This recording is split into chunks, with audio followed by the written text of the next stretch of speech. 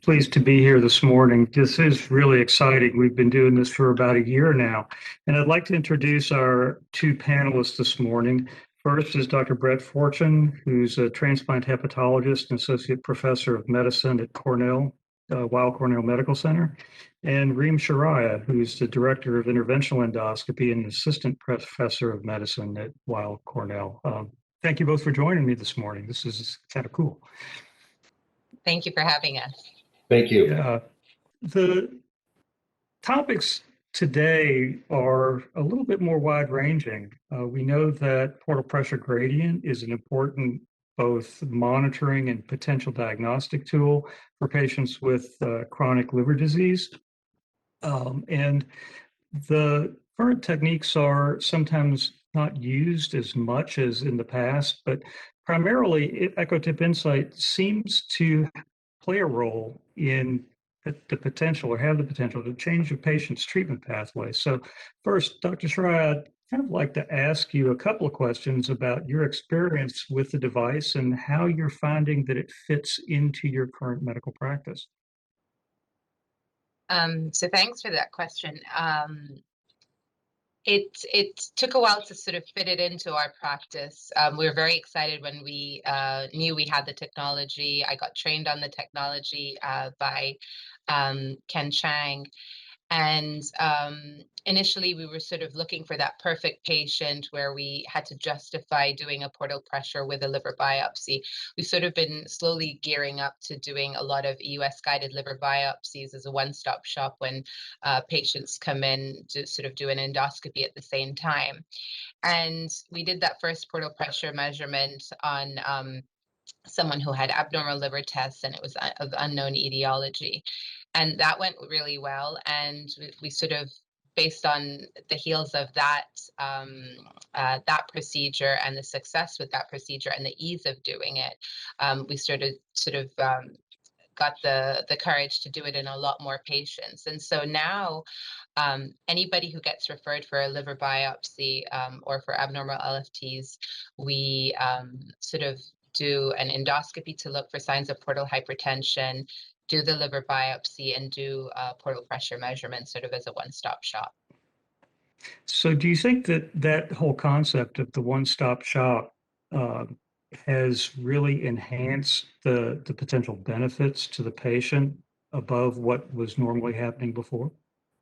Yeah, absolutely. Mainly because they initially would have had to have an endoscopy, would have had sedation with that, would have had to come in, be NPO, take time off work for that type of procedure. And then if we were going to do a liver biopsy, either via interventional radiology or via the hepatology group, they would still have to come in and do another procedure that way. And then the recovery time for the percutaneous liver biopsy is 3 hours, and it's pretty painful if you ask any of the patients.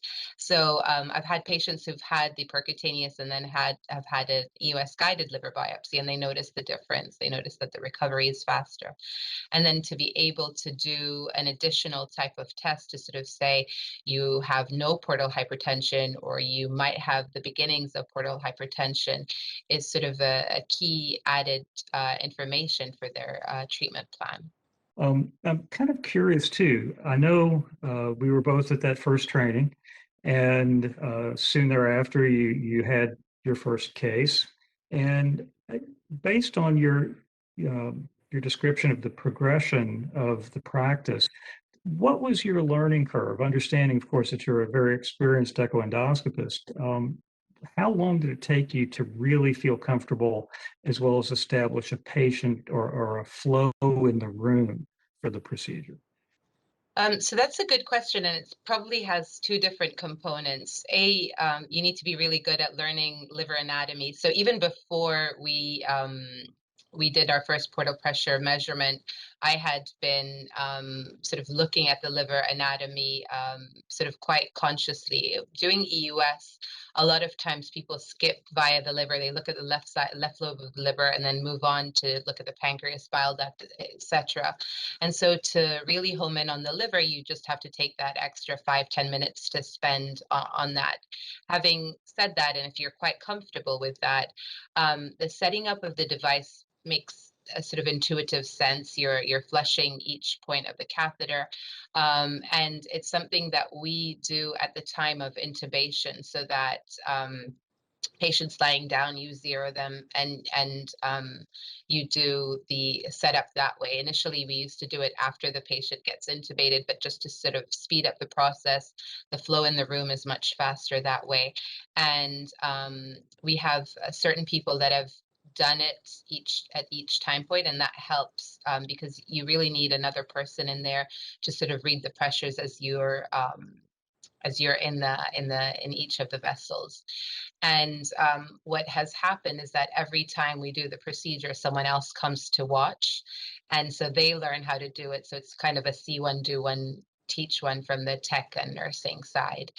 And now to set up, it just adds an extra 5 minutes that happens as the patient's already intubated or getting intubated. So that doesn't really add any time. And then if you take about the addition of that procedure to someone who is already going to get a liver biopsy and an endoscopy anyway, it probably adds another 15-20 minutes to the case. I think that's also a really important thing. And I'll turn to Dr. Fortune for the moment. And can you describe how this differs from the standard transjugular or indirect method, and what the information you'd get from that is, or how often you get that information compared to this? Sure. I mean, we know, as mentioned earlier, and will be later in the conversation, portal pressure measurement is a critical prognostic tool, metric for us in the care of our patients with advanced liver disease. For many years, the best indirect measurement of portal pressure gradient was through the hepatic venous pressure gradient, which is performed in the US by our interventional radiologists who go through typically a transjugular approach, and use create a wedge with a balloon catheter, and then measure the wedge and free hepatic venous pressures, and then take the difference for the gradient, and that's an indirect measurement of sinusoidal pressure, which is consistent with negative outcomes.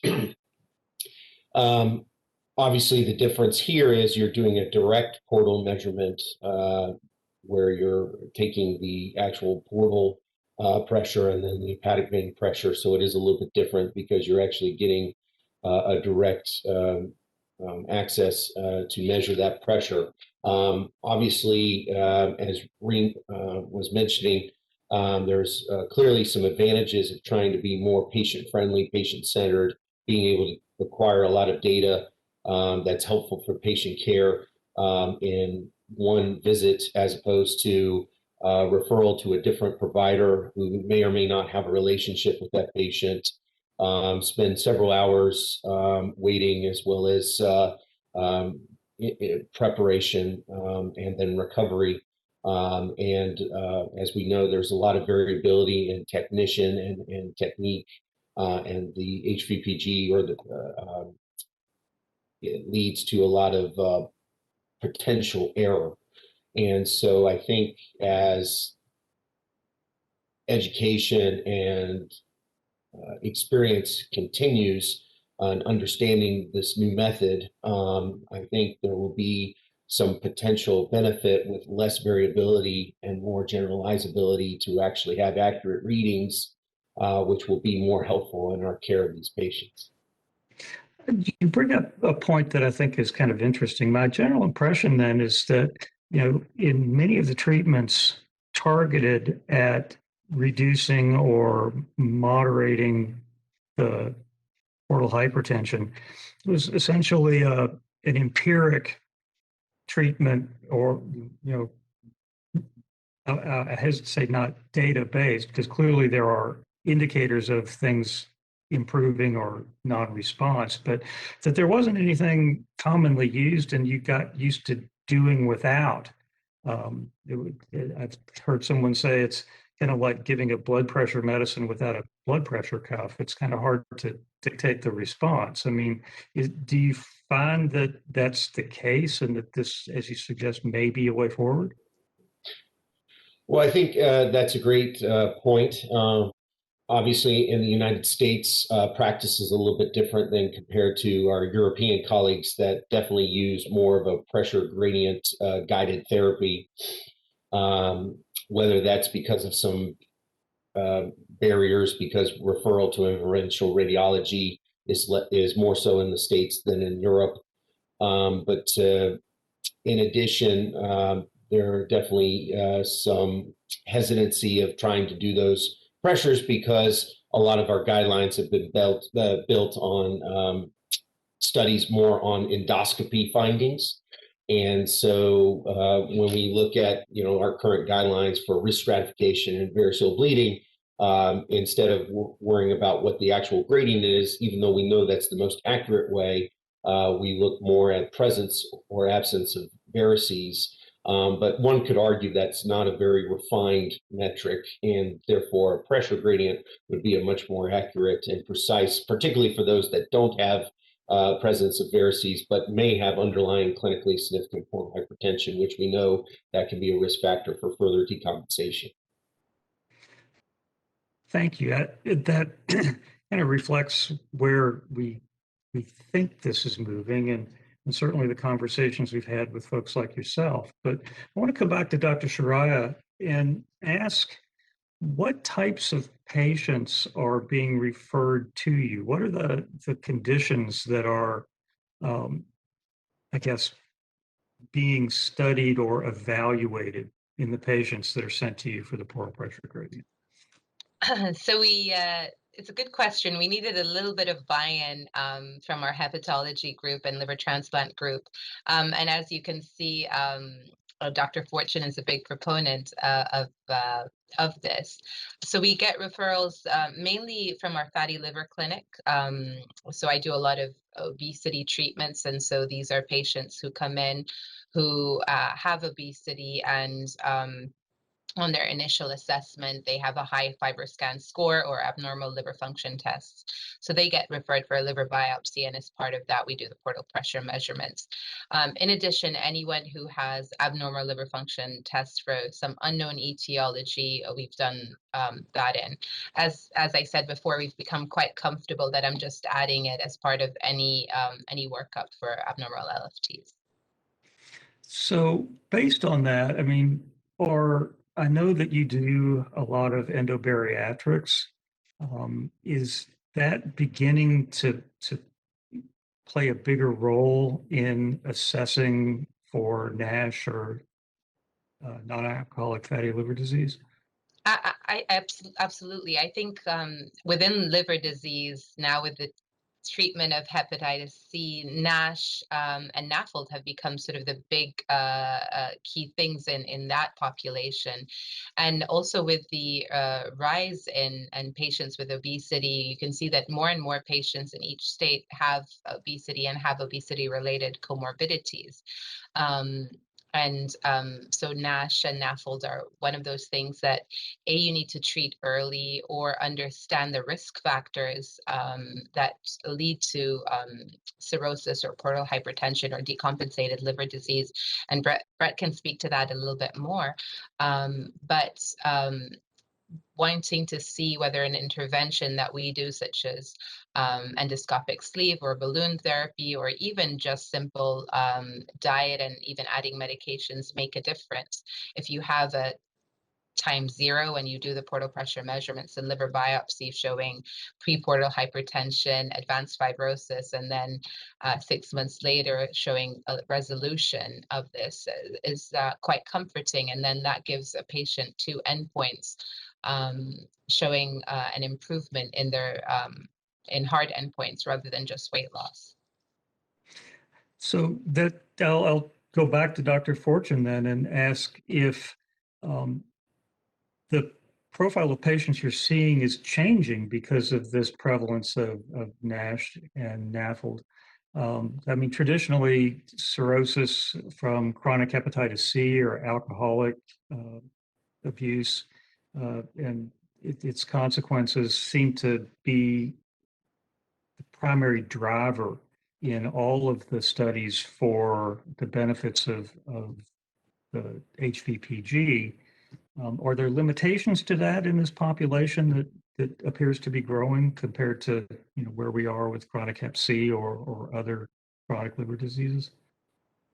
Yeah, I mean, it's a great question. And I think that's one of the new challenges we face in hepatology and those that manage patients with obesity is clearly we're dealing with a pandemic of a different sort in chronic illness, and where we're dealing with a systemic disease that clearly with metabolic health.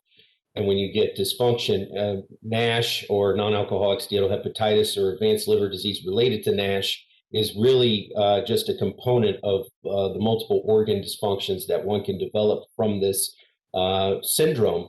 And it definitely has different hemodynamic changes towards the liver, which can lead to differences in portal pressure and the complications associated with that.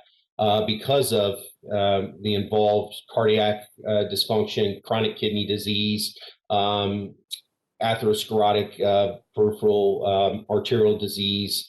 So it's definitely a different patient population than those that we've studied years before that was predominantly alcohol-associated liver disease and viral hepatitis.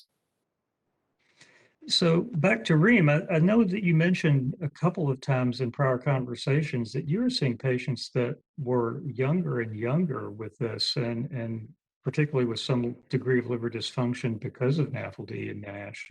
Can you speak to that as well? I mean, I think a lot of patients who come to see me want to just lose weight, but as part of our protocol for our integrative eye change clinic, which is sort of our obesity-led clinic, we check them for liver dysfunction by just doing regular blood tests, but we also do a FibroScan at the time of their initial consultation. And what we've known from prior studies is about 20% of patients who have obesity have some underlying fatty liver, if not more. And so it's important to sort of let them know that, and to say that, when you come and have we do any weight loss procedure or intervention, you're also going to improve your hard endpoints and prevent liver damage down the line. We're definitely seeing it more and more in younger people because unfortunately obesity has become more prevalent in that group as well. I'm also curious when you mentioned, the interventions piece. Do you anticipate repeating the portal pressure gradient with Insight at some point after they begin that weight loss or treatment journey? So interestingly, you should say that, because I just had a conversation last week with one of my patients. She was 35. She had gained a lot of weight, especially during COVID. And her liver tests were sort of not that significantly high, but they were in the high 80s, 90s, the ALT and AST numbers. Her FibroScan score was high, and because of that, we did a liver biopsy and portal pressure at the time of the endoscopic sleeve. And 3 months later, which is when I saw her last week, she had lost about 15% of her total body weight, which is significant in of itself. But with that, her liver tests have normalized. And she immediately asked me, saying, are you going to repeat the biopsy and the portal pressure measurement? Because that showed a pressure gradient of 9, which, as we know, is sort of the pre-portal hypertension. And I said, yes, but let's wait till at least 6 months. And she was very excited because then to her, in her mind, she not only lost the weight, her liver test got better, and now she wants the third endpoint, which is, the biopsy and portal pressure results. So for them, it's sort of a check mark showing an improvement. So I think that will become standard of care. If not now, hopefully we'll have enough data to show that it should be. That's really exciting. I've heard similar things about the potential in that regard, but I don't think we've actually seen very many cases. Obviously, it's still early days. But Dr. Fortune, Reem mentioned something about FibroScan. Can you speak a little bit to how that's currently being used and how the portal pressure gradient is either augmenting or clarifying what's happening with the FibroScan? Sure. Yes. I mean, over the last decade or so, there's been a higher utilization of FibroScan or transient elastography in the use of patients with chronic liver disease, particularly fatty liver disease, but can also be used in viral hepatitis and alcohol and cholestatic diseases. It's traditionally done for those that are with diagnosed chronic liver disease to help assess a kind of a non-invasive measurement of fibrosis, or in this case, stiffness equivalent. It's as liver biopsy has kind of lost some steam in the assessment of fibrosis, there have obviously been advancements in particularly in imaging technology to help with non-invasive measurements of stiffness, which correlate with fibrosis. The limitations with transient elastography, although it's great because it's relatively affordable, it's very much more available than it has been over the years, although it still has, you still have to locate someone that has a machine, and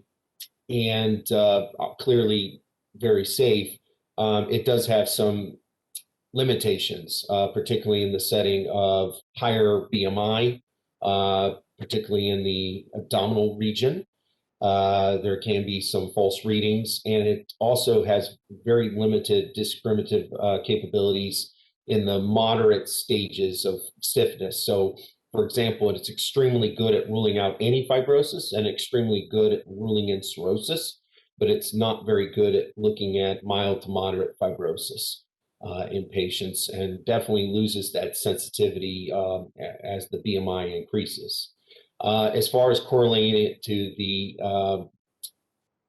severity of portal hypertension, there have been several studies trying to look at different models of assessing the use of stiffness, liver stiffness from transient elastography, mixing it with by itself or with platelet count or with some other metrics, including spleen stiffness, to try to improve its accuracy in predicting clinically significant portal hypertension.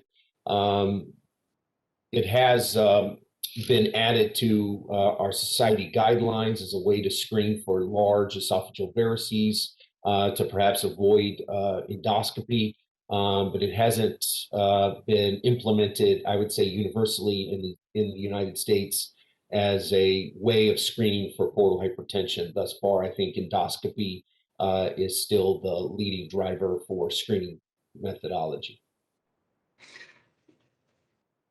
Reem, based on that, I mean, are you seeing the, I guess, discrepancies between the FibroScan in these NASH NAFLD patients and what message that's saying versus what you're seeing with your endoscopy and portal pressure gradient?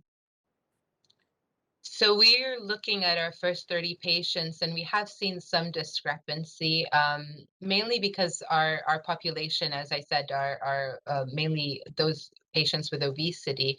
And so I don't think it's as sensitive for that. Having said that, I mean, on the whole, they're quite congruent, but there is a discrepancy on the high stages or advanced stages.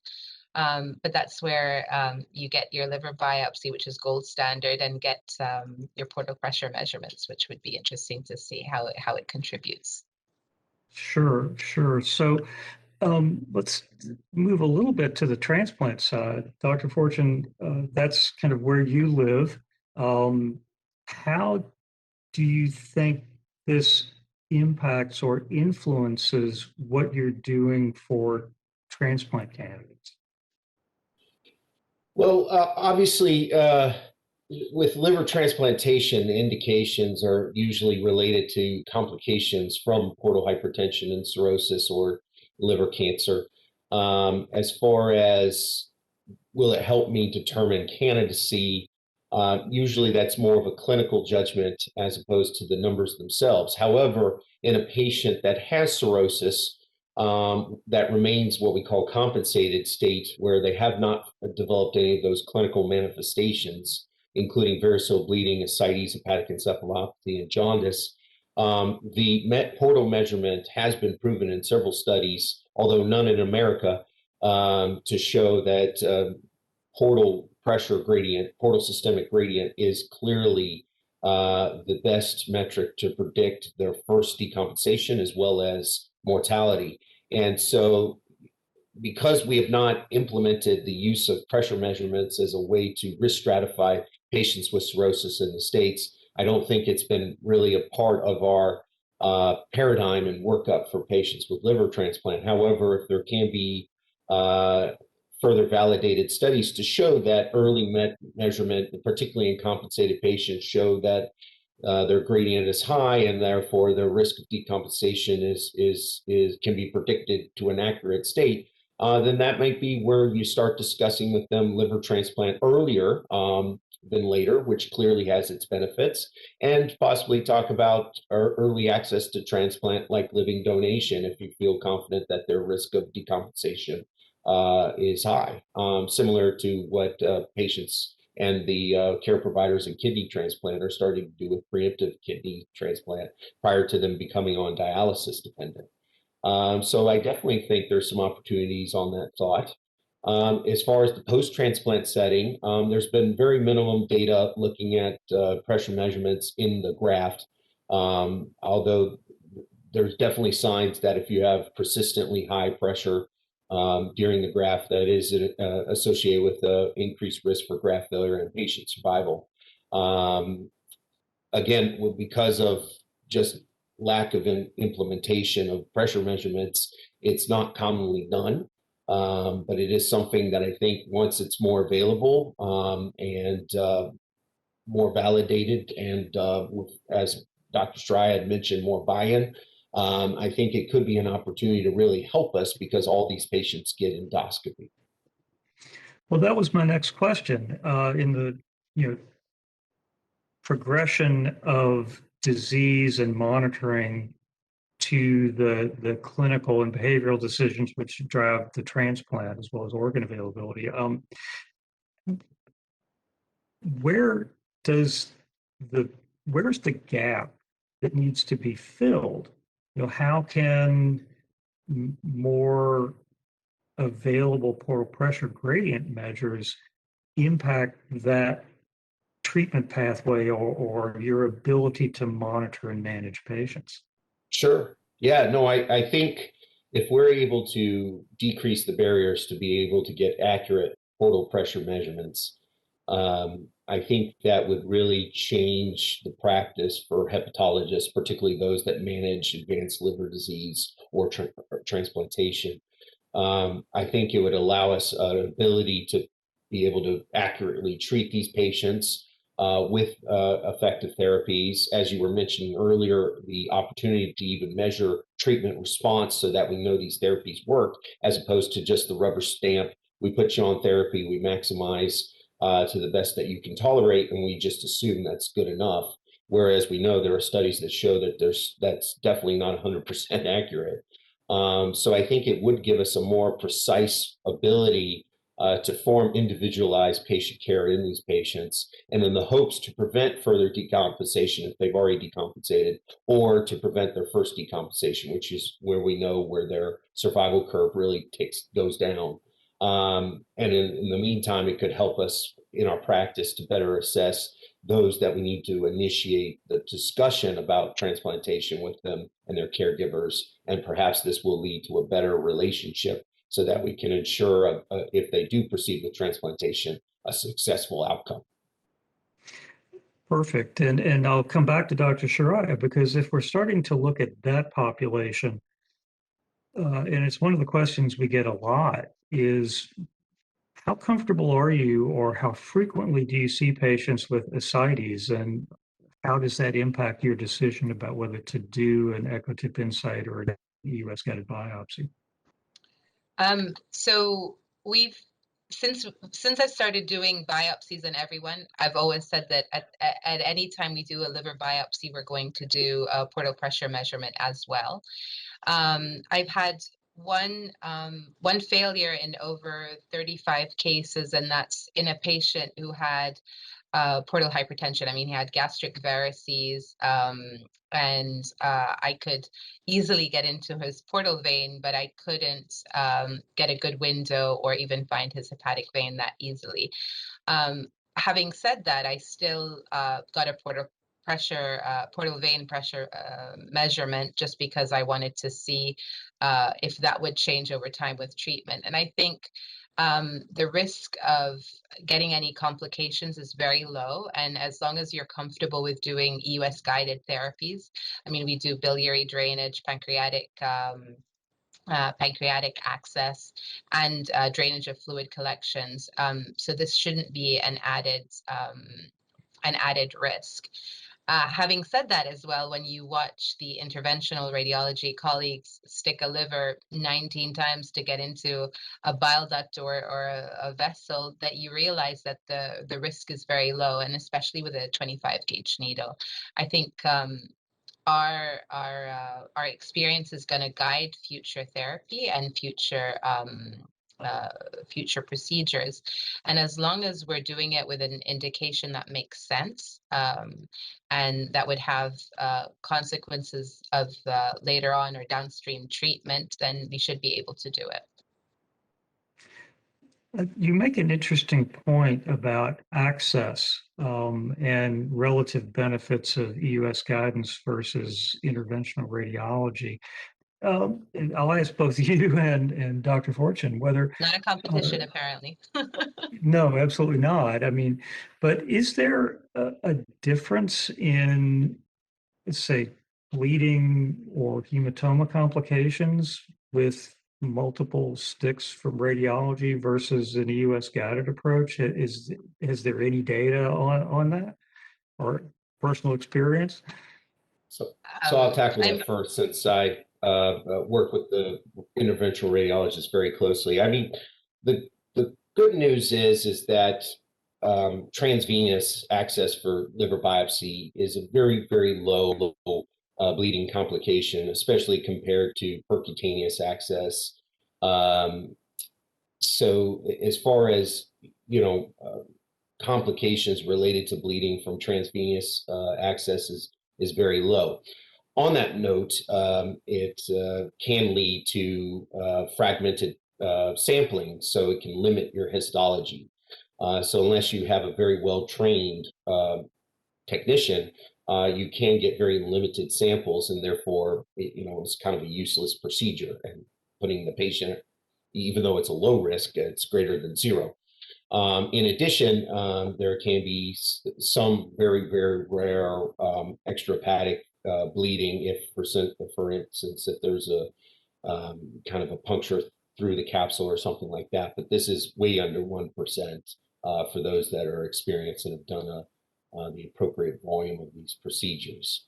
But it does have its limitations, and obviously, when you have imaging direct guidance of your sampling, that clearly enhances your accuracy and less need to injure the organ.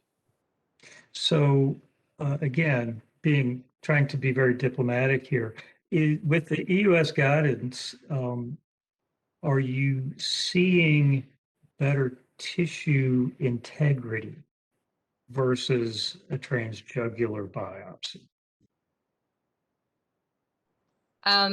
So we're using a 19 gauge needle for the liver biopsy. I don't think we've directly compared it with our IR colleagues. I'd like to say that, you know, we can see the core that we get, and so you can decide whether to do another sample or not. And definitely with cirrhosis, you get fragmented tissue. I mean, that's known and that can happen. But you can at least guide as to how many passes you make, depending on how good your sample is. And as Brett mentioned, the better you are at doing this, the less number of samples or passes that you need to do. Right. And to follow up with that, if I could, I will say anecdotally, obviously, I've not done a project to compare apple to apple here, but I will say that, especially after refinement in how Dr. Sharaiha and her team has performed the liver biopsy, I can easily say that we've had 100% histological capabilities of making a diagnosis. So we've had no issues with the ability to have enough tissue and have our pathologist make a diagnosis, whereas that is still an issue. Although I can't quote the exact percentage, it's definitely greater than zero with our transvenous access. So I can say, especially since Dr. Sharaiha and others have refined their ability to get the biopsy, that we've not had any lack of tissue to make a diagnosis, whereas the transvenous. So I can comment on that. I can feel another study coming into play here. I'll be happy to see those results. Let me change direction a little bit back to the procedure itself, Dr. Sharaiha. Can you, there have been a lot of questions come up about types of sedation, positioning of the patient. Can you speak to that a little bit about lateral versus supine, risk of anesthesia in a supine position, and whether that is a concern for you? So we tried doing our first patient under moderate sedation, and it would have been sort of my first case as well, and it just wasn't comfortable. So we quickly changed the patient to supine under general anesthesia. And that's mainly because we just want the least amount of variability within the pressure gradient. We know from other studies is that, and Brett and you probably know better than me, that you know, with any abdominal change in breathing, change in type of anesthesia, the pressure can change. So to get consistent pressure measurements, we felt that general anesthesia would be the best thing forward. Having said that, one of the anesthesiologists the other day said, I can give you the same amount of sedation with MAC anesthesia. And I said, let's just try that next time, because it just takes both sides being comfortable with the procedure. So as of now, we haven't yet done it not under general anesthesia. And I think that's a good way to start for all people trying to embark on this technology. So in the supine position, we've had some questions about, isn't that risky? I mean, some places they only do endoscopy in left lateral or in the lateral position, and others are much more comfortable doing procedures in supine. What kind of dictates or precautions do you take for I guess the risk mitigation? The added benefit of general anesthesia is your airway, you're protecting the airway. And in someone who has obesity, which is the majority of our patients, having them supine with no airway protection can increase their risk of respiratory complications or adverse events that can occur, or aspiration. So being on their left lateral is probably better. Having said that, if you put them on their left lateral and do moderate sedation, you really need to make sure that the patient's deeply sedated. You may use special types of oxygen masks to ensure that you're giving some sort of positive pressure so that they don't desaturate. You really need that calm as you're getting 3 measurements in each of the vessels. And you don't need, you should not have a lot of variability in respiration. Okay, thank you. I think, again, I'm trying to address and recall all the questions that we've had to filter out. And do you feel like, again, this once established, is this more of a transplant center, university-based thing, or is there a community role for a community physician to begin to work with his hepatology group for this procedure? That's a good question. I think it just depends on how comfortable that endosonographer is with the technology and how confident they are with doing EUS and liver anatomy. At the end of the day, you're sticking a needle in a vessel, the same way as you would stick a needle in a pancreatic cyst or a targeted lesion to biopsy in the liver or pancreas, for that matter, or even, subepithelial lesion. I think you should work together with the hepatology group or a hepatologist, for that matter, in terms of good follow-up and to understand the results. Once you get them, I basically send them back to our hepatologist with the results, and I don't deal with that unless it's a weight loss option.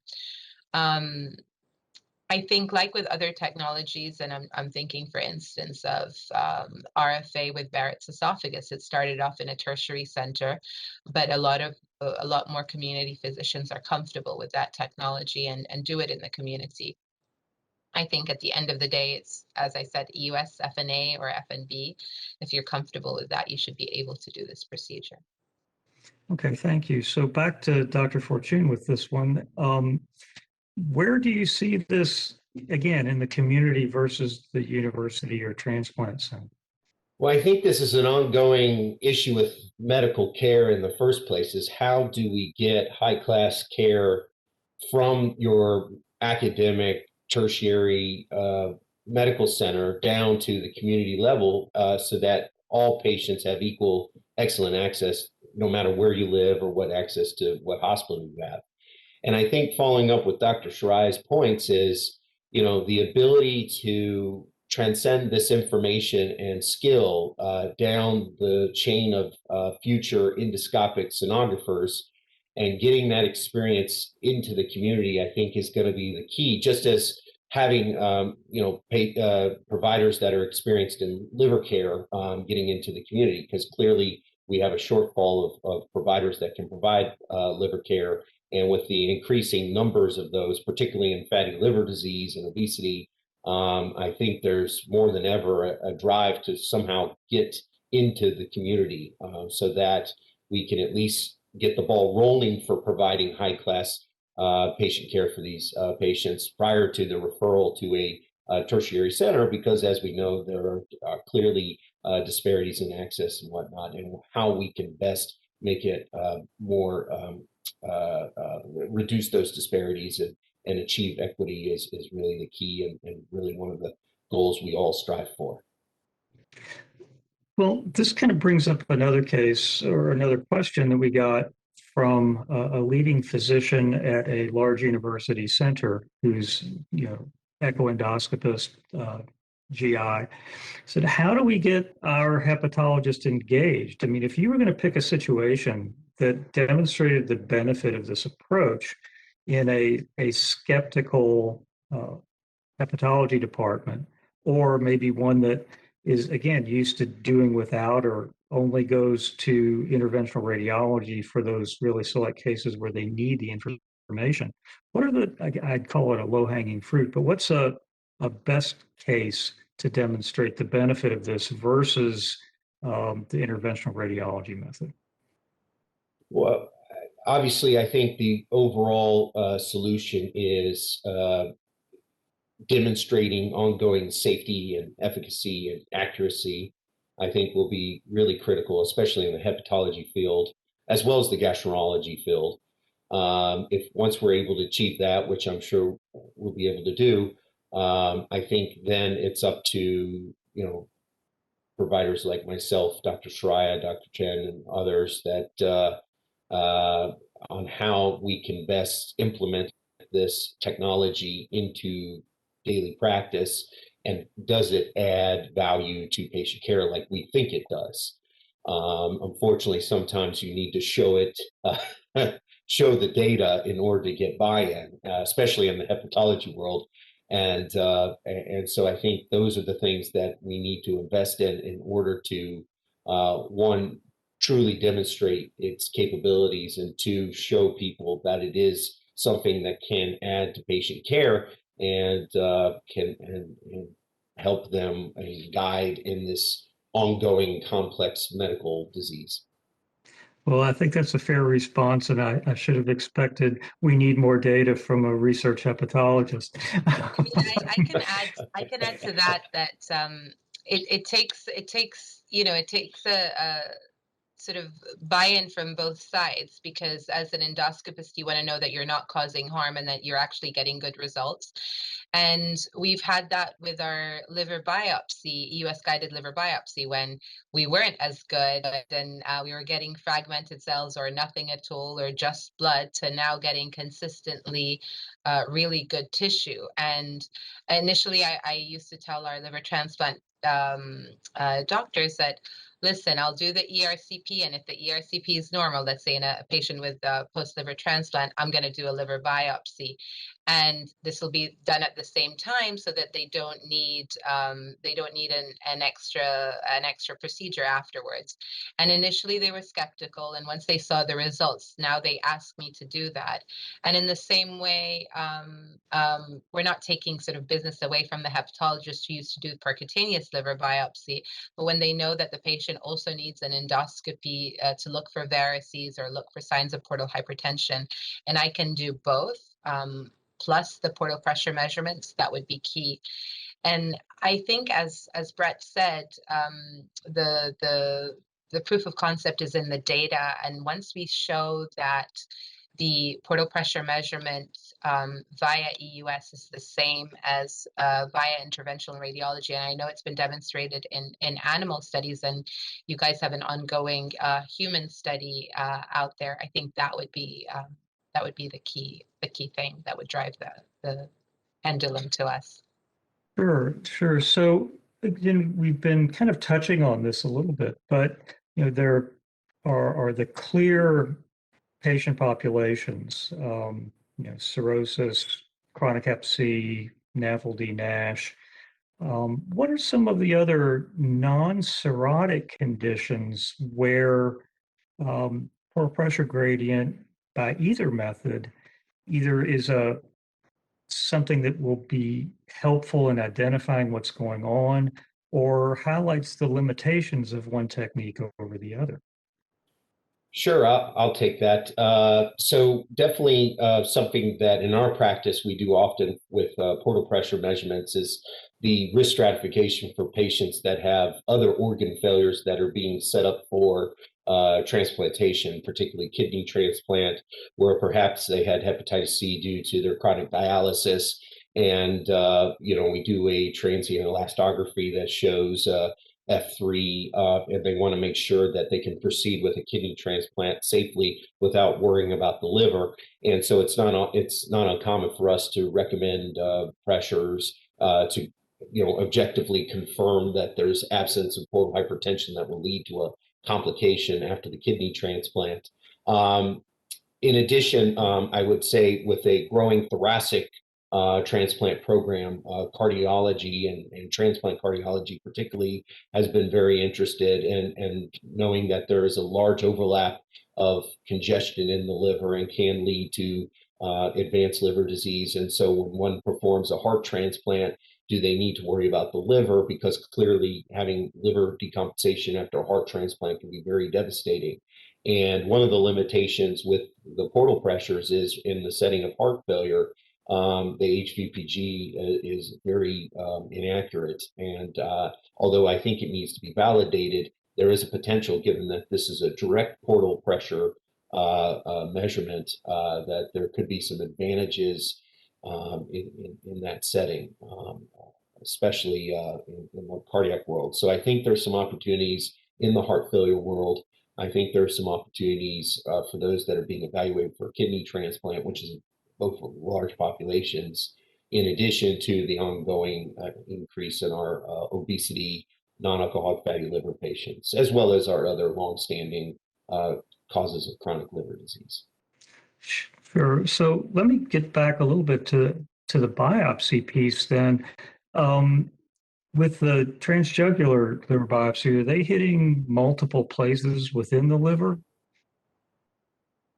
Typically, it's easiest to access the right hepatic vein. So typically they're biopsying usually the right lobe. Very rarely do they go into the left side unless you specifically ask for it, just because it is a little bit more difficult on the angle that they take from the vena cava into the left hepatic. So it's very rare that they'll get bilobar biopsies. It's typically just the right lobe. So back to Dr. Sharaiha, are you doing multi-lobe biopsies to get a range of tissue samples? When needed or when indicated, I mean, obviously the left lobe is easily accessible and so is the right lobe. I generally just do the left lobe unless otherwise indicated. When I get certain information like the FibroScan is abnormal on the right side, can you do a right-sided liver biopsy? We separate those. But you can, and if we do 2 passes, then I do, but sometimes I just do the 1 pass because that's enough tissue. And we haven't needed to do both. Okay. So I guess the other kind of big question that remains to be seen is with the anesthesia, there's been questions about, does it suppress the pressures? In the patients that you've seen that Dr. Fortuna has cared for, has that been a concern? Does the pressures you're getting reflect the clinical condition? Does it correspond to give you comfort that that's not a problem? I mean, Brett and I looked at our data just recently to see whether they make sense. What we've shown is that our pressures are slightly higher than what you would get with IR, but I guess the important thing is that the gradient makes sense. And so far, the gradient has made sense in a lot of people. We've had a few patients that have had that gradient from 5 to 9. And so those are patients that we'd like to follow up down the line, either after their weight loss intervention or other types of intervention, depending on the cause of their abnormal liver tests, to see if that changes. Brett, what do you think? No, absolutely. I think looking at our data, and I definitely think you have to account for, the learning curve and given that this is a new technology, that there's going to be some variability noise in the data. But I've been very pleased by Dr. Sharaiha's findings and looking at the data, kind of showing that it seems to correlate with clinical course and endoscopic findings as well as laboratory findings. I think as far as the effects of anesthesia and ventilation, we already know in surgical literature with cirrhosis that there are effects on the portal circulation from that. But if we're able to do a standardized approach where every patient is managed similarly, I think we try to reduce some of that variability and that noise, and it makes us feel better about the kind of standard error with our findings. So obviously time will tell, but I think the key is trying to reduce the variability in how we sedate our patients and trying to have a standardized approach, which I believe Dr. Sharaiha and the team have really worked on. And I think that will reduce any further variability and make our pressures even more accurate and more acceptable. But we've been very happy thus far.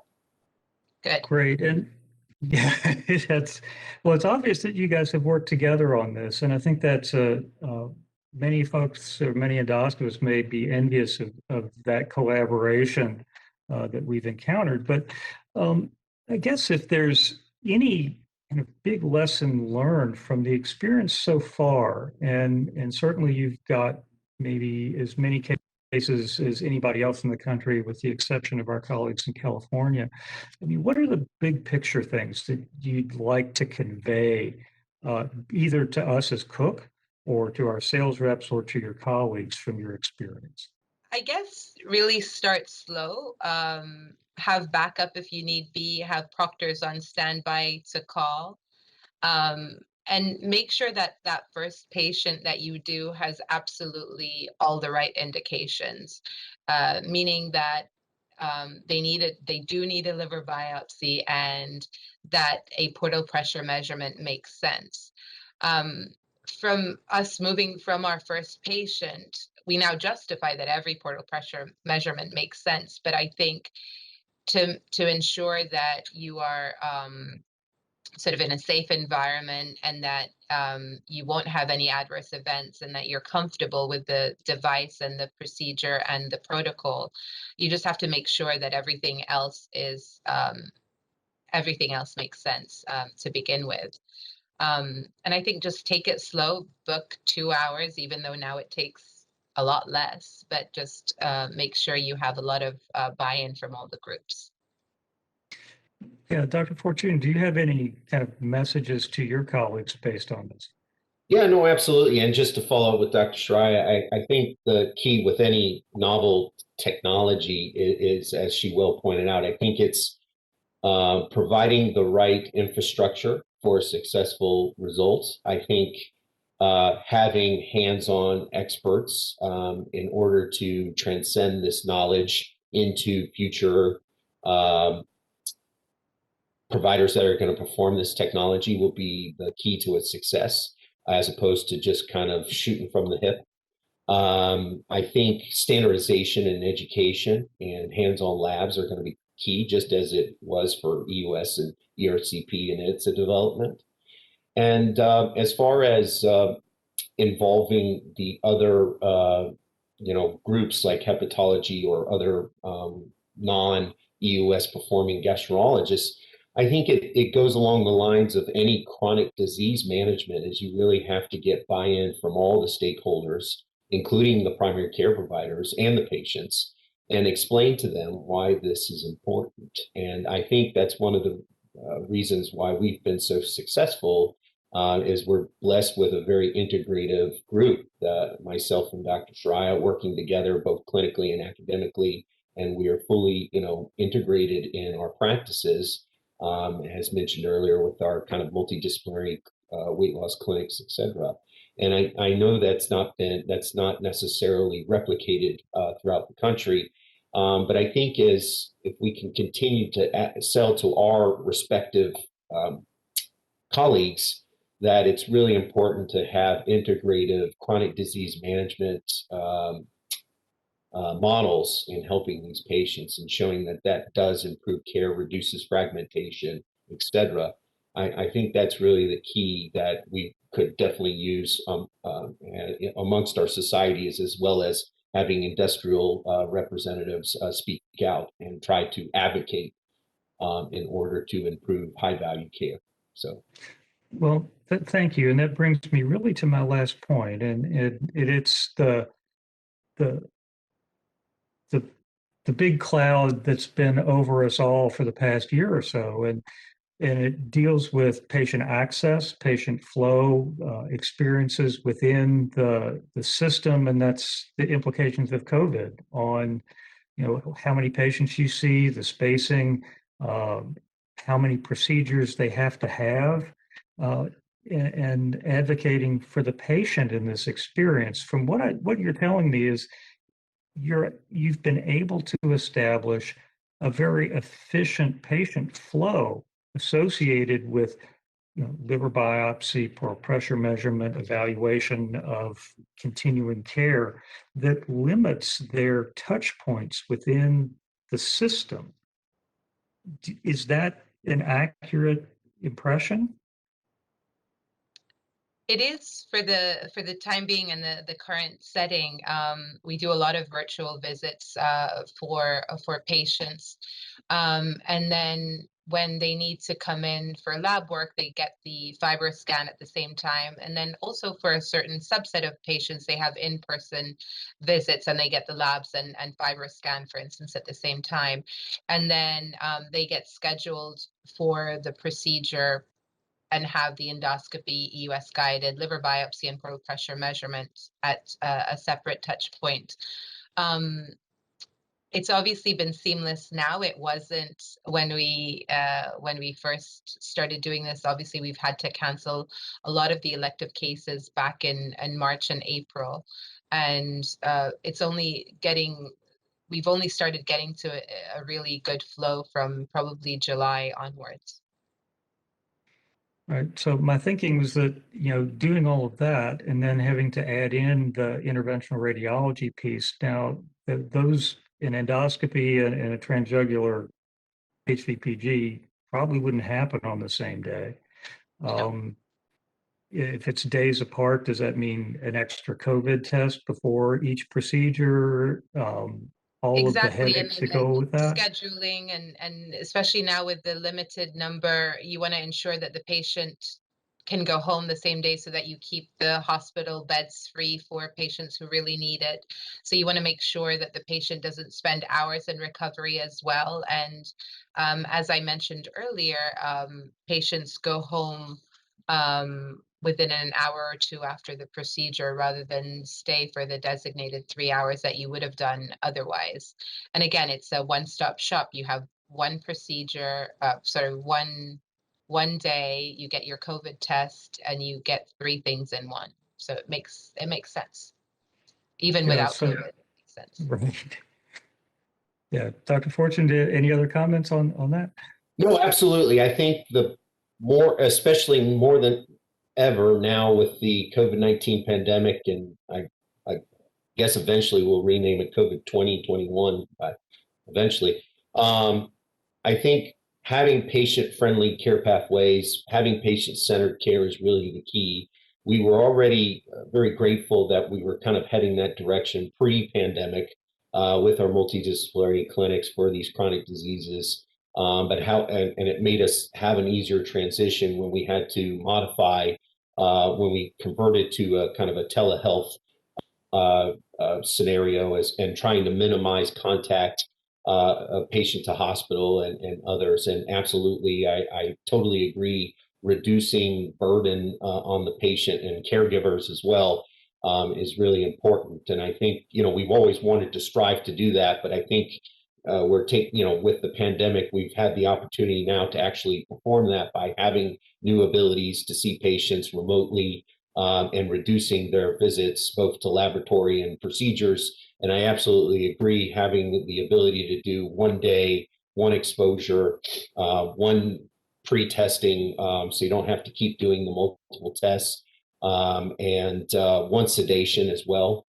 I think there's a lot of advantages, not only from getting all this important data, but also really reducing the burden that happens on the patient and the caregivers that have to transport these patients. Well, I think that's a great place for us to kind of wrap this up. I appreciate the time. This has been really interesting for me, and I really appreciate your time.